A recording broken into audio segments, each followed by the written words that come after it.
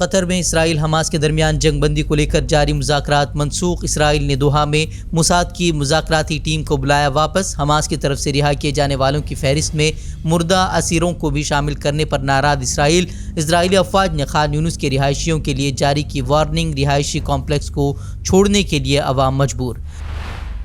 مذاکرات منسوخی کے اسرائیلی حکومت کے فیصلے سے عالمی ممالک بھی پریشانی کا شکار۔ فرانسیسی صدر نے کہا، حماس کے خاتمے کا مطلب اس جنگ میں لگ سکتے ہیں مزید 10 سال۔ جنگ بندی کے لیے کوششیں تیز کرنے کے لیے قطر کا دورہ کرنے کی کہی بات، کہا زمینی صورتحال سے میں فکر مند۔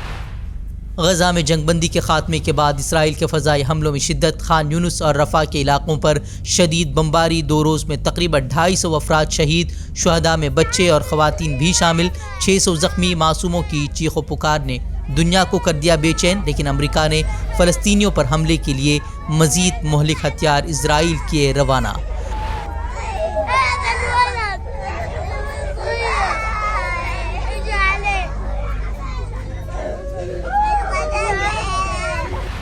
اسرائیلی افواج کی غیر انسانی حرکت، مغربی کنارے میں اسرائیلی فوج نے چوکی کے قریب ایک فلسطینی نوجوان کو گولی مار کر کیا زخمی کو بچانے کے لیے پہنچی ایمبولینس کو بھی جائے واقعہ پر پہنچنے سے روکا، راستے میں اسرائیلی فوج نے کھڑی کی رکاوٹیں۔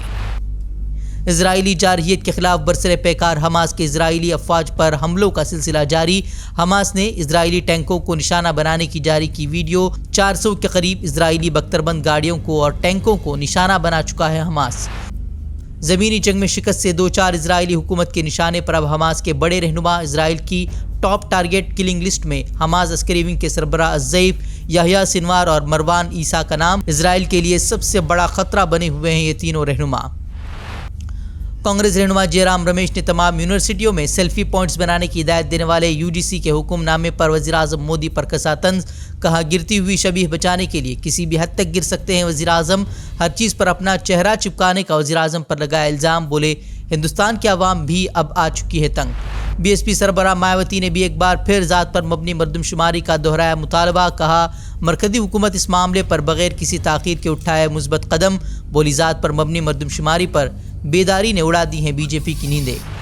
پارلیمنٹ کے سرمائی اجلاس سے قبل کل جماعتی اجلاس کا انعقاد، سرمائی اجلاس میں ہر معاملے پر گفتگو کرنے کی حکومت کی یقین دہانی، اپوزیشن نے چینی دراندازی، منی پور تشدد، تفتیشی ایجنسیوں کے غلط استعمال اور مہنگائی جیسے معاملات کو کیا اجاگر۔ 5 میں سے 4 ریاستوں کے اسمبلی انتخابات کے نتائج کا اعلان کل۔ میزورم میں 4 دسمبر کو آئیں گے نتائج۔ ایگزٹ پول کے برعکس ہر پارٹی کی طرف سے جیت کے اپنے اپنے دعوے، لوک سبھا انتخابات سے قبل سیمی فائنل کی حیثیت رکھتے ہیں یہ انتخابی نتائج۔ کانگریس نے BJP پر نتائج سے قبل امیدواروں کو لالچ دینے کا لگایا الزام، ادھیر رنجن چودھری بولے کھل گئی BJP کی بوری۔ تلنگانہ میں کانگریس اور BRS کے درمیان کانٹے کی ٹکر، لیکن CM KCR کو دوبارہ جیت کا یقین۔ وہیں خرید و فروخت کے ڈر کے درمیان DK شیو کمار تلنگانہ میں سنبھالیں گے کمان، شیو کمار بولے دوسری پارٹیاں ہمارے امیدواروں سے رابطے کی کر رہے ہیں کوشش۔ مدھیہ پردیش میں کانگریس BJP دونوں کو ہی جیت کی امید ہے، کمل ناتھ بولے ایگزٹ پول سے نہیں بلکہ 3 دسمبر کو ہی سامنے آئیں گے اصل نتیجے۔ مدھیہ پردیش میں اپنی جیت کو بتایا یقینی، پارٹی کارکنان کو محتاط رہنے کی دی ہدایت۔ دہلی ایکسائز پالیسی معاملے میں ED نے سنجے سنگھ کے خلاف 60 صفحات پر مشتمل چارج شیٹ پیش کی۔ اکتوبر میں کئی گھنٹوں تک پوچھ تاچھ کے بعد گرفتار کر لے گئی تھی ED۔ عام آدمی پارٹی لگاتار گرفتاری کو قرار دے رہی ہے انتقامی کارروائی۔ اپوزیشن حکمراں ریاستوں میں تہلکہ مچانے والی ED ہی اب سوالات کے گھیرے میں، تمل ناڈو میں ED افسر ہی رشوت لیتے ہوئے رنگے ہاتھوں گرفتار۔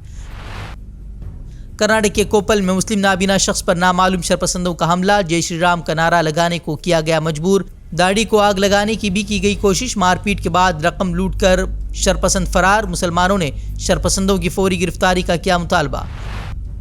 مغربی بنگال کی ہلدیا انسٹی ٹیوٹ میں ریگنگ کی مخالفت کرنے پر مسلم طالب علم پر حملہ، طلباء نے کرکٹ بیٹ کے ساتھ کی مار پیٹ، سر پر شدید چوٹ اور بازو ٹوٹنے کے بعد اسپتال میں کیا گیا داخل، انتظامیہ نے کہا الزامات ثابت ہونے پر کی جائے گی مناسب کارروائی۔